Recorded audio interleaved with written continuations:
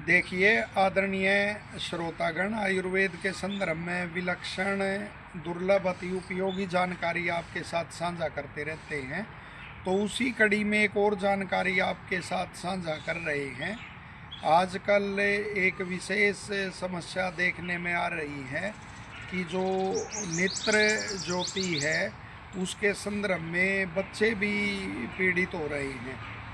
जो उसकी क्षमता है दृष्टि की वो कम होती जा रही है। तो उसके आयुर्वेद में जैसे नेत्र रक्षा के विशेष उपाय लिखे हुए हैं, तो उनकी अति संक्षेप में चर्चा करेंगे।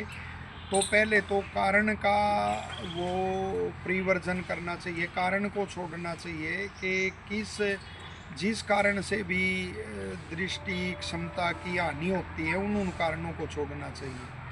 तो जैसे मलिन पदार्थ हैं, मलमूत्र आदि, तो उनकी ओर कभी नहीं देखना चाहिए। उनकी ओर देखने से नेत्र ज्योति कम होती है।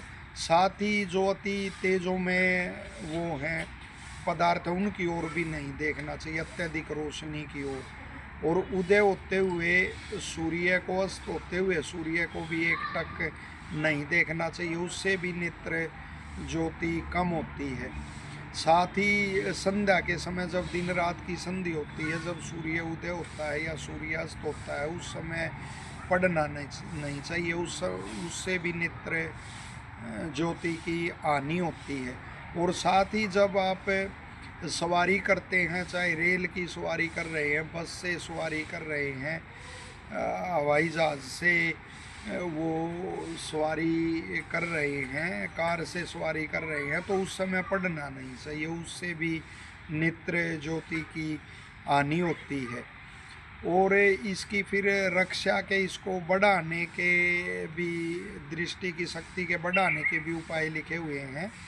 मुख में पानी लेके आप प्रातःकाल और आँखों में शीतल जल के छींटे मार सकते। दिन में 2-3 बार यह क्रिया आप कर सकते हैं, शाम को, दोपहर, सुबह। तो उससे भी दृष्टि की जो शक्ति है, क्षमता है, वो निश्चित तौर पर बढ़ती है।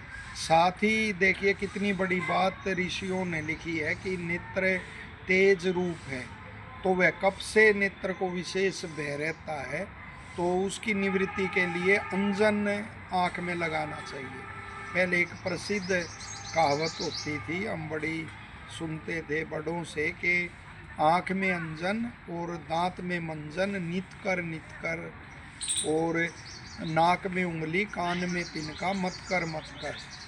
तो आँख में अंजन तो सप्ताह में एक बार तो अवश्य ही आँख में अंजन का प्रयोग करना चाहिए। दूसरा, फिर रक्त को शुद्ध रखना चाहिए। रक्त में अशुद्धि होगी तब भी नेत्र ज्योति कम हो जाती है।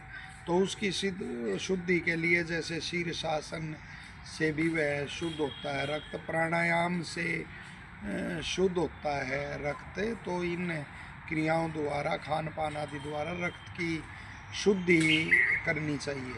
और साथ ही जैसे त्रिफला का प्रयोग है, वो अपनी आयु आदि अवस्था के अनुसार, यदि कफ प्रकृति है तो जो शहद है वो घी से दुगना मिलाकर, शहद और घी इस तरह मिलाकर त्रिफला का सेवन करना चाहिए मात्रा अनुसार। और पित्त प्रकृति है तो फिर घी शहद से दुगना मिला लेना चाहिए।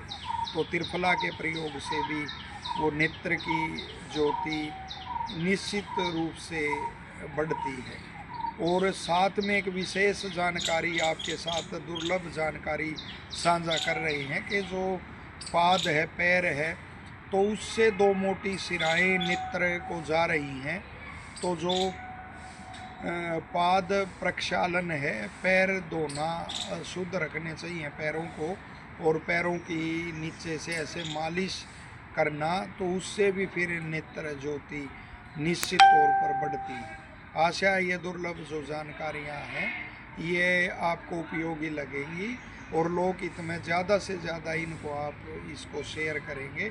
और चैनल को सब्सक्राइब आपने नहीं किया है तो ऐसी दुर्लभ जानकारियों के लिए चैनल को भी आप सब्सक्राइब करेंगे।